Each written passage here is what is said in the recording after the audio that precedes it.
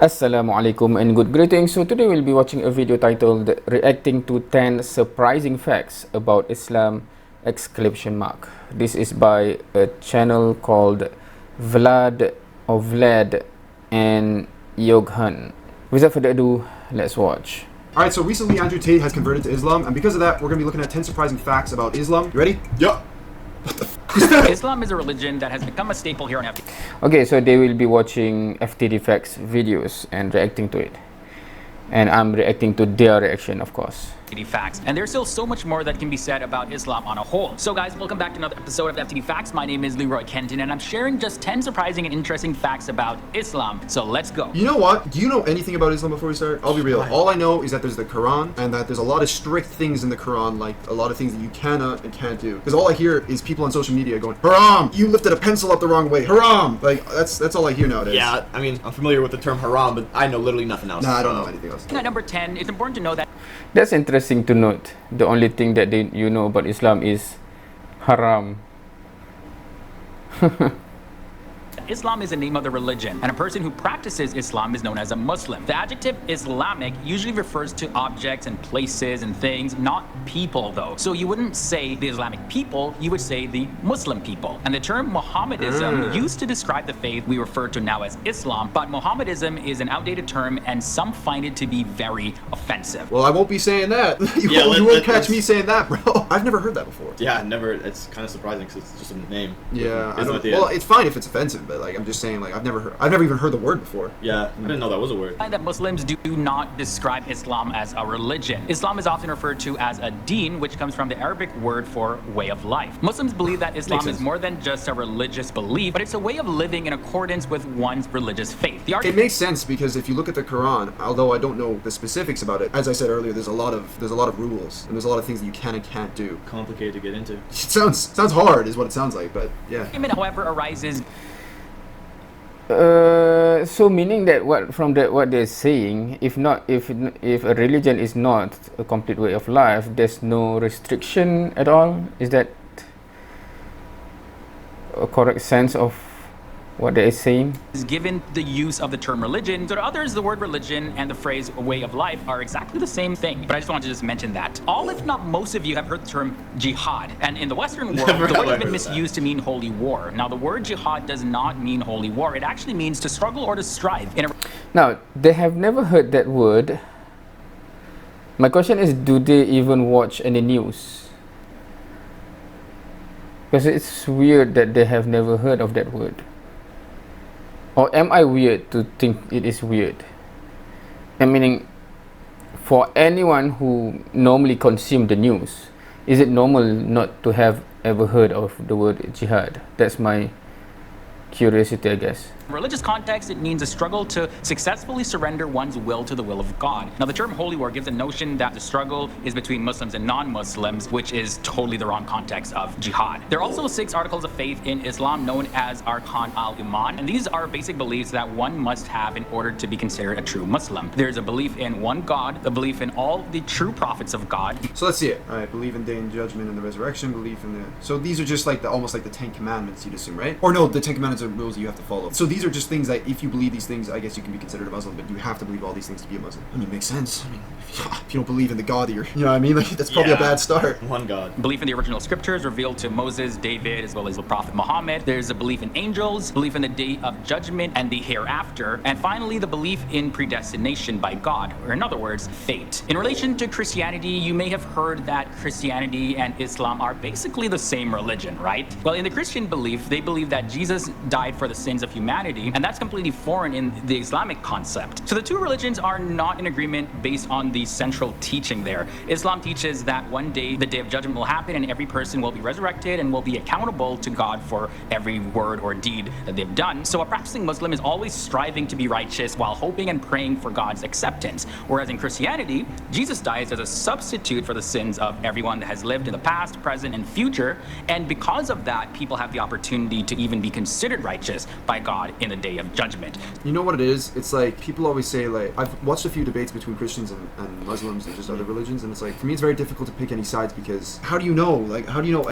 Okay, so I didn't actually try to understand them in the first place, whether they are coming from a religious background, a totally purely atheistic or free thinking background, and I don't even know where they are based. Is it from the US, Europe, etc.?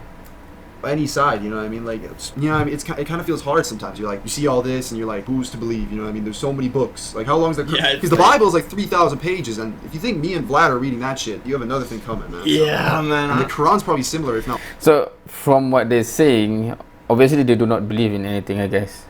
longer. So like, there's just so much to know. And, Yeah, so you just like watch videos like these, yeah, and whichever one. convinces you. Yeah, There you yeah, go. exactly. You gotta You watch know the what? debate. Be I'm- like, you're like, you know what? That seems right. Yeah. That seems right. I'm gonna do that. So two completely different fundamental central beliefs. Muslims also follow the lunar calendar or the Hijri calendar. The lunar calendar has about 11 days less than the solar calendar. Thus, every year, the month of the lunar calendar occurs 11 days prior to the previous solar year. There are two major holidays in Islam. There's So wait, is it like a random month in the Middle East? Yeah. Or wait, because I guess if you're Muslim but you're living in like Canada, does that like do you go off that calendar? How does that work? Like if you're Muslim, like is it Muslims or is it the place? There's Eid al-Adha, and that is at the end of the pilgrim So they couldn't make sense of that. It's just that it is based on the moon rather than the sun. It's not just a random, right? Because meaning the moon cycle, the 12th round of the moon cycle is shorter than the the full circle. How to say, around the sun, right? pilgrimage to Mecca, and Eid al-Fitr is at the end of Ramadan. And by the way, Ramadan is the 9th month of the lunar calendar, when it's believed that the Prophet Muhammad received the messages of the Quran. Another interesting fact is that Muslims had created a house of wisdom, Beit ul Hikmat in Arabic, and it was active during the 9th to the 13th centuries, where both Muslims and non-Muslim scholars sought to translate the world's knowledge into Arabic. Many classic works that might have otherwise been lost were preserved in Arabic and Persian, and later translated into languages like Turkish, Hebrew, as well as Latin. Only 3 more facts left, and this one is very interesting. So in Islam, Allah has 99 names, and each of the name has a meaning, and Muslims believe that God has revealed 99 names or attributes in the Quran, and it's through these names that one can come to know the Creator. And a few of Allah, I know that one. Allah, yeah, I know that. Al-Kafid, Al-Basit, Al-Qabid. You know what's the funniest thing? Me trying to read the language. That just looks like that looks like an impressive artist. That's Yeah, all. that Like, literally it's looks like art. It's kind of cool looking. I letters. salute anybody who's Chinese or Arabic who can like read shit like that. And they write from the right-hand side to the left. Imagine you're trying to write. How did he know that? Because it's not mentioned anywhere in the Bible, in the video. And just by looking at it, can you tell it's from the right to the left? Al Musa Weir, and then you have to draw that shit. What the hell? You have to draw that? Imagine being an unartistic person trying to learn that. They said draw. Of course, the letters, meaning because it's combined, right? It becomes the word is combining the letters, and of course the way of writing, the khat writing, it of course it is written artistically, right? So because if I write it down, it will not be as beautiful looking as that, obviously, but you can still identify the letters, right? Alif, lam, ha, etc. That is That's literally my excuse, impossible. guys. I can't learn Arabic. I'm just too. Yeah, I don't have the art skills to Yeah. draw these Can letters, you imagine? words. Why aren't you learning Arabic, man? Just not a good artist anymore, you know? Yeah, and then you have to write from the right to the left. these names are, obviously I'm not going to go through all 99. It's not as difficult as you might think, you know, to just if the language is programmed from right to left, just like ABC from left to right. It's not, because in art representation you can ABC written downwards, you can still read it, right? So it's not something as shattering or something.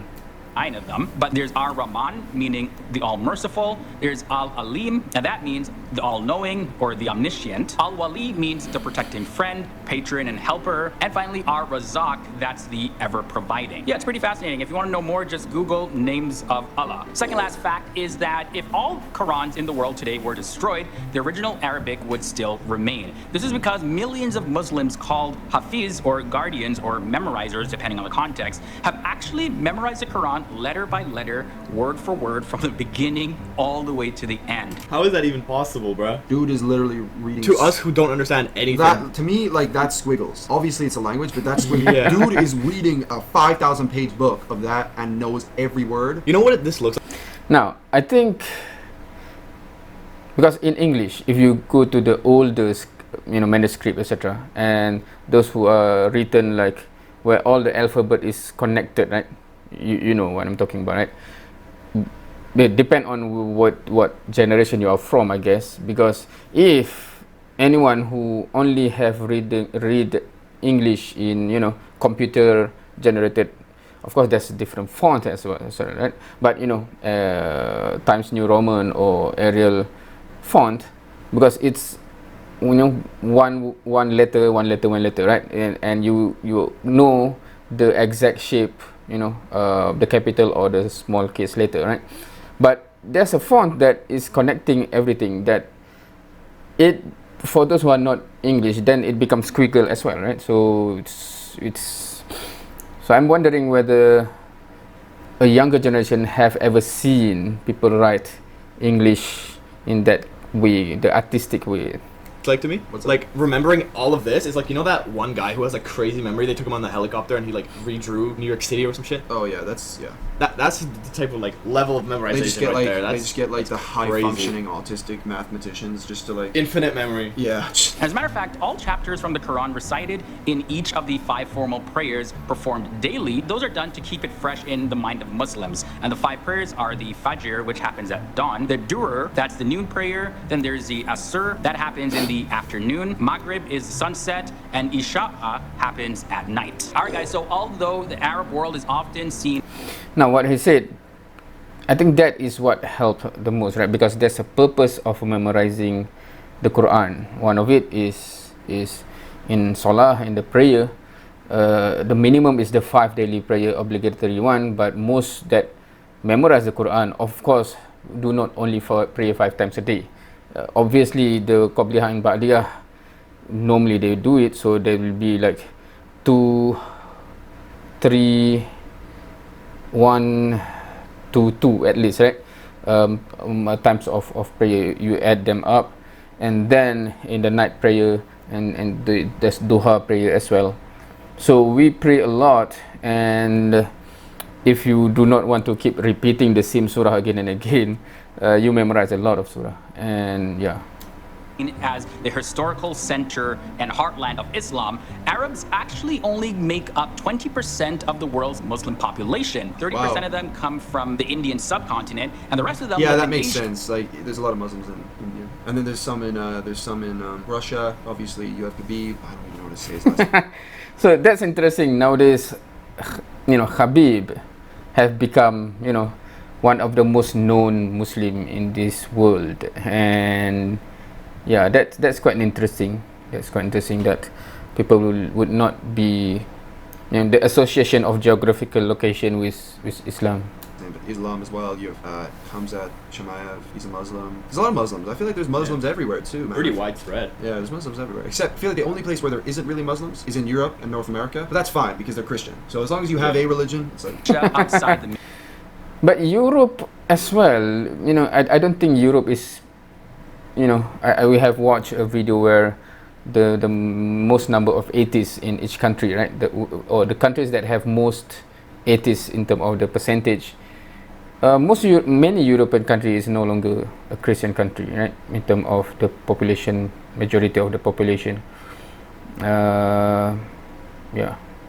Middle East and the West. The country with the largest Muslim population Actually, South America is Christian as well. So. is Indonesia, and that's home to 13% of the entire Muslim population worldwide. Islam is also the largest religion in the entire continent of Africa. Mind blown, right? Yeah, I know. It's usually just always associated with Arabs, especially here in the West. But anyways, guys, that's all the facts I have for you in this episode, and as we presented these facts about Islam, you probably just begin to see exactly where Muslims are coming from, or at least have a better idea. We do these videos to help educate people around the world about the different countries, cultures, people, religions, all that good stuff, in hopes to have each of us That's understand crazy. each other so that we can move forward, build That's so many people. All right. Well, Interesting. Jeez. I mean, I learned 10 facts. I'll be real. Like, Yeah, well, the video I learned 10 facts. did as advertised. Very nice. Very good. Would recommend.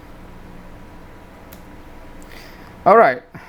So yeah, they did it. Okay, it's just their reaction to the video, and there's no like elaboration or anything. So oops, what's this? So yeah, that's it, because there's no elaboration, and I don't want to, you know, make it longer from the what the FT Defects video that they have watched have presented.